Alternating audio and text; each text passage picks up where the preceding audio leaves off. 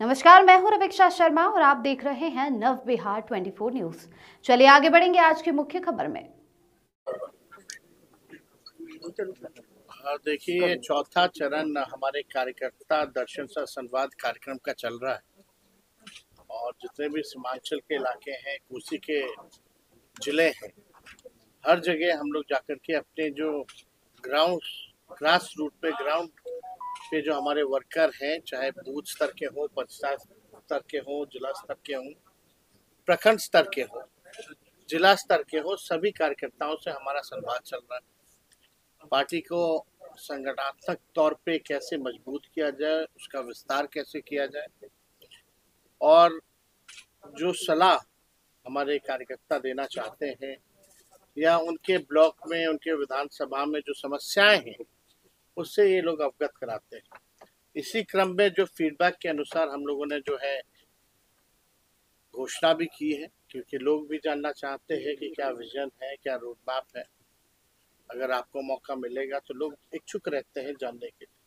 तो इसी के फीडबैक के क्रम में हम लोगों ने कई घोषणाएं भी की हैं, जिसमें कि माई बहन मान योजना की घोषणा हुई है, जिसमें कि 2500 रुपये जो है सीधे माताएं बहनों के खाते में जाएगा। सरकार बनते ही 1 महीने के भीतर इस योजना की शुरुआत कर दी जाएगी। इसी क्रम में पता चला कि स्मार्ट मीटर जो है, लोग इससे बिजली के बिल से लोग परेशान हैं। इसके लिए हम लोगों ने बोला 200 यूनिट फ्री में बिजली हम लोग जो है बिहार के लोगों को देंगे। जो वृद्धा पेंशन है, सामाजिक सुरक्षा पेंशन है, झारखंड में जो है 1000 रुपये है, यहाँ 400 रुपये मिलता है। इसलिए हम लोगों ने तय किया कि इसको 400 से बढ़ा करके 1500 रुपये हम लोग करेंगे। और जो जो फीडबैक मिलता जा रहा है उसको हम लोग लेते जा रहे हैं और अलग अलग क्षेत्रों की अलग अलग समस्या है, उससे अवगत हो रहे हैं। उसी हिसाब से बिहार को आगे बढ़ाने में अव्वल राज्य कैसे बने, हम लोग नए सोच के हैं, नए विजन के लोग हैं। आप लोगों ने देखा होगा 20 में भी हम कहते थे 10 लाख नौकरी हम देंगे। जब उप मुख्यमंत्री बने, 17 महीने जब हमारी सरकार बनी, तो हम लोगों ने 17 महीने में 5 लाख लोगों को सरकारी नौकरी दिया और 3 लाख नौकरी प्रक्रियाधीन कराई। आप देखिएगा 9 अगस्त 2022 को हमारी सरकार बनी थी और ठीक 15 अगस्त 22 में ही माननीय मुख्यमंत्री जी से हमने घोषणा कराई थी 20 लाख की। अगर वो आप भाषण सुने गांधी मैदान में जो मुख्यमंत्री जी ने दिया था, लेकिन जब 20 में हम कहते थे 10 लाख नौकरी देंगे, तो माननीय मुख्यमंत्री जी कहते थे असंभव है, कहाँ से लाएगा पैसे, अपने बाप के पास से लाएगा। तो असंभव को भी हम लोगों ने संभव करके दिखाने का काम किया। आज लगभग जो है बीजेपी के जो नई सरकार बनी है एनडीए की, 11 लगभग 1 साल होने जा रहा है। जो हमने 3.5 लाख जो नौकरी जो प्रक्रियाधीन कराई थी, 5 लाख तो दिया, उसमें अब तक जो है किसको कितना नौकरी मिला ये बताए नीतीश कुमार जी। जब बीपीएससी की बारी आती है तो पेपर लीक हो जाता है, लोग परेशान है, परीक्षा को रद्द करना पड़ता है, कोई नौकरी नहीं मिली। लेकिन जब हम लोग थे 17 महीने, तो कोई भी पेपर लीक नहीं हो पाया। ये सच्चाई है। और आप देखिएगा उस 20 लाख का वादा कब पूरा करेंगे। हम तो कहना चाहते हैं कि मुख्यमंत्री जी को खुलकर के आकर के बताना चाहिए कि आखिर क्यों नहीं कर पा रही है, पेपर लीक क्यों हो रहा है। तो हम इतना जरूर कहेंगे कि हमारे पास विजन है, रोड मैप है, काम करने का तरीका हमें पता है। अब मुख्यमंत्री जी टायर्ड हो चुके हैं और उनके अधिकारी जो है रिटायर्ड है। रिटायर्ड अधिकारी और टायर्ड मुख्यमंत्री से बिहार अब चलने वाला नहीं है। तेजस्वी आगे आगे रहेगा और मुख्यमंत्री जो है उसी की नकल करते करते पीछे पीछे उसी काम को गिनवाने का काम करेंगे। जो कि खुद कहते थे पहले असंभव है, उसको हम लोगों ने संभव करके दिखाने का काम किया। वही नियोजित शिक्षक से हमने वादा किया था जब भी सरकार में आएंगे तो 4.5 लाख जो नियोजित शिक्षक है उनको राजकीय कर्मी का दर्जा देंगे। हम लोगों ने वो भी दिया। राजकर्मी का दर्जा दिया, तालमी मरकज हो, विकास मित्र टोला सेवक, स्वयं सहायता समूह, आंगनबाड़ी आशा, सबके मानदेय को भी हम लोगों ने बढ़ाया। जाति आधारित गद्दार भी कराई। हम लोगों ने आरक्षण की सीमा को भी 65% जो है बढ़ाने का काम किया। EWS 10% एज इट इज रख के टोटल आरक्षण 75%। तो देखिए, जहां तक नौकरी का सवाल है, सबसे बड़ा बिहार में जो है बेरोजगारी बड़ी है। अगर आप नीति आयोग का रिपोर्ट देखें, महंगाई है, यहाँ पलायन बहुत ज्यादा है, आप देखिएगा गरीबी बहुत ज्यादा है। इस पे कोई जो है चर्चा नहीं कर रही है लोग। लेकिन किसी भी कीमत पर जो है ये थके हुए मुख्यमंत्री से जितने रिटायर्ड अधिकारी हैं, ये लोग पीछे पीछे रहेंगे और इनसे हम लोग काम करवा करके रहेंगे। दूसरी बात, आप देखे होंगे कि अमित शाह जी ने कल जो है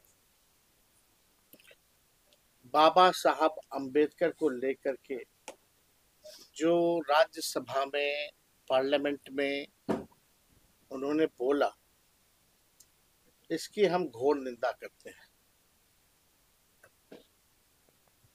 पहले यही भाजपा के लोग, आरएसएस के लोग गांधी जी को गाली देते थे, कर्पूरी जी को गाली देते थे, अब नेहरू जी को गाली दे रहे हैं और अब अंबेडकर जी को गाली देने का काम करते हैं। इन आरएसएस और भाजपा के पास कोई महापुरुष तो है नहीं, आजादी में इनका कोई योगदान तो रहा नहीं।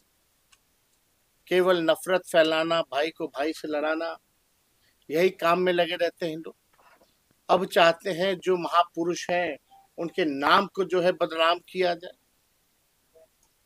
तो इसका हम लोग कड़ा विरोध हम लोग जो है पूरी तरीके से करते हैं। बाबा साहब अम्बेडकर हम लोगों के फैशन भी है, पैशन भी है, मोटिवेशन भी है। बाबा साहब अम्बेडकर, तो किसी भी कीमत पर बाबा साहब अम्बेडकर का हम लोग जो है अपमान जो है झेलने वाले नहीं है। और हम सब लोग मिलकर के जो है, कल भी हमने ट्वीट करके अपने बात को जो है सभी के सामने जो है हम लोगों ने रखा है। तो भाजपा के लोगों की मानसिकता ये दिखाती है। कल जब अमित शाह जब बोल रहे थे तो उनका बॉडी लैंग्वेज देखिए और भाषा देखिए कि किस प्रकार से बाबा साहब अम्बेडकर को लेकर के उन्होंने वक्तव्य दिया। उन 17 सेकंड में ही बातें स्पष्ट हो जाती है कि इन लोगों की मानसिकता क्या है। हम लोग तो कई बार कहते रहे ये लोग संविधान विरोधी लोग हैं। ये पूरी तरीके से ये लोग बाबा साहब अम्बेडकर का जो है नाम को बदनाम करना चाहते हैं।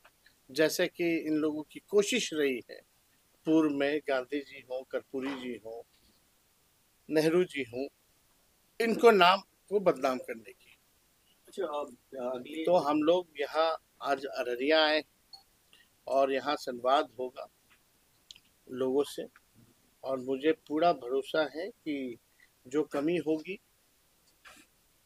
संगठन को कैसे आगे बढ़ाना है, जो भी कमी होगी उसके हम लोग भरपाई करेंगे, कमी को दूर करेंगे और एक मजबूत संगठन के रूप में हम लोग जो है बिहार में जो भी चुनौतियां हैं फिरका प्रस्त शक्तियों के आगे, उसको हम लोग करारा जवाब देने में कामयाब ही नहीं होंगे, बल्कि सत्ता से भी बेदखल करेंगे। और एक सवाल ये था कि आप जो है अभी मजबूत तौर पे बिहार में विपक्ष में है, लेकिन जब आप 5 साल के लिए सत्ता में आएंगे तो आपको आपका इंडस्ट्री को लेकर क्या रोड मैप है? देखिए, इंडस्ट्री को लेकर तो आपको तो पता ही, जब 17 महीने हम लोग उप मुख्यमंत्री रहे, इंडस्ट्री डिपार्टमेंट भी हमारे समीन महासेठ मंत्री थे आरजेडी से। 50,000 करोड़ का हम लोगों ने निवेशकों को बुला करके MOU साइन कराया, जो बिहार में पहले ऐसा कभी नहीं था। उसके बाद ठीक चाचा जो है वो पलट गए। तो हम लोग तो हर एक जोर पे कोशिश की। आप देखिएगा IT डिपार्टमेंट हमारे पास था, IT पॉलिसी हम लोगों ने बनाई।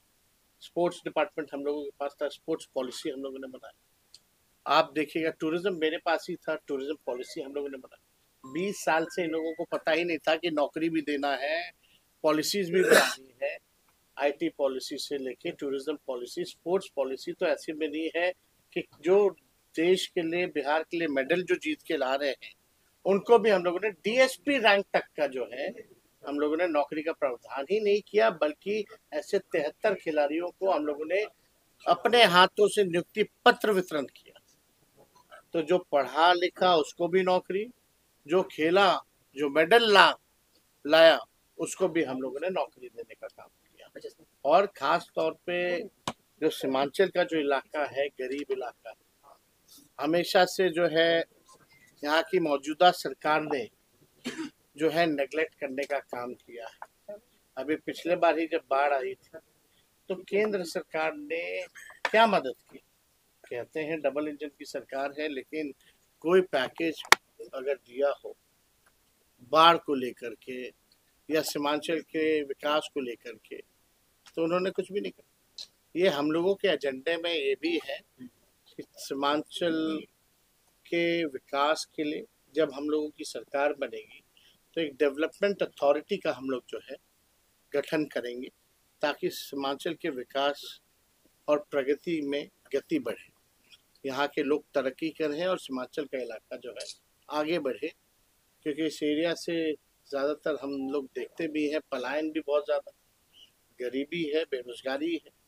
तो इन मसलों पर जो है हम लोग जो है सीमांचल को लेकर के हम लोग काम करेंगे। और जैसा अभी जो ग्राउंड रूट के जो हमारे वर्कर हैं, जैसा फीडबैक मिलेगा उसके अनुसार, क्योंकि सारे ब्लॉक कोई ऐसा पंचायत नहीं है जिसके लोग ना आए हों, तो सभी जानकारी इकट्ठा करके उस हिसाब से हम लोग आगे बढ़े। सर एक सवाल है कि 2024 का जो लोकसभा इलेक्शन हुआ, शाहनवाज जी बगल में बैठे, बहुत क्लोज फाइट हुआ, आप हारने का कारण क्या समझते हैं? देखिए, अब इसका विश्लेषण तो हम लोग इंटरनली हम लोग कर ही चुके हैं, लेकिन बहुत ही कम मार्जिन से जो है यहाँ हार हुई। और इसको देखते हुए हम लोग जो है कदम भी उठा रहे हैं, लेकिन हमको नहीं लगता कि इस चीज़ों को जो है सार्वजनिक करने की ज़रूरत है। हमें कारण पता है और उस हिसाब से हम लोग जो है आगे बढ़ रहे हैं। वन नेशन वन इलेक्शन पे आपकी पार्टी का क्या स्टैंड है? हम लोग तो स्पष्ट कर चुके हैं। जितना देखिए, अगेंस्ट द कॉन्स्टिट्यूशन, जो संवैधानिक जो हमारा जो ढांचा है, इसके विरोध में है।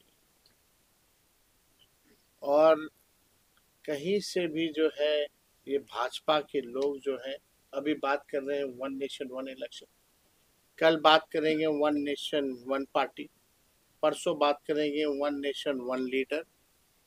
ये तो आरएसएस के एजेंडे पे चल रहा है, संविधान को तो मानना ही नहीं चाहते। इससे जितने क्षेत्रीय दलों के जो मुद्दे हैं वो खत्म हो जाएंगे। अभी मान लीजिए अलग अलग राज्यों में चल रहा, तो उस क्षेत्र के इशू पे चल रहा है, उन राज्यों के इश्यूज पे जो है वो चुनाव हो रहा है। और इलेक्शन कमीशन तो टीटीएम है मोदी जी का, ताबड़तोड़ तेल मालिश करने वाला, जो बाय इलेक्शन एक साथ नहीं करा सकता, जो 4-5 राज्यों का चुनाव एक साथ नहीं करा सकता, उससे क्या उम्मीद रखी जाए। और आप लोग तो सब लोग जान रहे हैं, बिहार का जब चुनाव होता है तो एक लौता राज्य होता है जहाँ चुनाव हो रहा होता है पूरे देश में, मुल्क में, वहाँ एक फेज में ये चुनाव नहीं करा सकते हैं। तो इनसे कोई उम्मीद नहीं रखी जा सकती, इसका हम लोगों ने विरोध किया है। सर आप जो है जो जातीय जनगणना है उसके पुरजोर समर्थक हैं सर। मैं आपसे जानना चाहूंगा कि सीट बंटवारे को लेकर के भी क्या जिसकी जितनी हिस्सेदारी, जितनी भागीदारी पर बातचीत होगी सर? देखिए, एकदम होना चाहिए। समाज में सोशल इक्वेशन के हिसाब से टिकट डिस्ट्रीब्यूशन हो, और उसके साथ साथ कोई भी पार्टी चाहती है विनेबल कैंडिडेट हो। Winnability factor is more important. तो हम लोग तो सब लोगों को साथ लेकर के चलना चाहते हैं, और हम लोगों की कोशिश है कि सभी लोगों को हम लोग जो है मौका दें। और शुरू से ही हम लोगों ने कहा ये A to Z की पार्टी है, सभी लोगों को मौका मिले। सर आप मुस्लिम बाहुल इलाके में हैं, पिछले बार MIM बहुत अच्छा परफॉर्मेंस की थी, इस बार आप उसको कितना बड़ा चैलेंज मानते हैं? देखिए, इस पे हमको कोई टिप्पा टिप्पणी नहीं करना है। सबका पार्टी है, सबको अधिकार है चुनाव लड़ने का। इस बार किसी भी ना किसी कीमत पे राष्ट्रीय जनता दल महागठबंधन इंडिया अलायंस जो है सरकार बनाएगी। सर नीतीश कुमार प्रगति यात्रा पर निकल रहे हैं। ये प्रगति यात्रा नहीं है, ये भाई अलविदा यात्रा है। पिछले ही चुनाव में न माननीय मुख्यमंत्री हाथ जोड़ करके कह रहे थे पूर्णिया में कि मेरा आखिरी चुनाव है। अभी लोग जान रहे हैं कि भाजपा वाले तो सहने वाले हैं नहीं इनको, अब इनके दिन पूरे हो गए। तब आखिरी जो इनका अलविदा यात्रा है, अब अलविदा यात्रा पे निकल रहे हैं। लेकिन अलविदा यात्रा पे निकल रहे हैं तो 2 अरब 25 करोड़ 78 लाख रुपए खर्च करके जा रहे हैं। आप बताओ, अपनी जनता मालिकों से मिलने के लिए, संवाद करने के लिए कोई मुख्यमंत्री को इसकी आवश्यकता क्यों है? ये अधिकारियों की लूट की छूट है। शुक्रिया। खबरों में फिलहाल इतना ही। अब बने रहिए नव बिहार 24 न्यूज के साथ।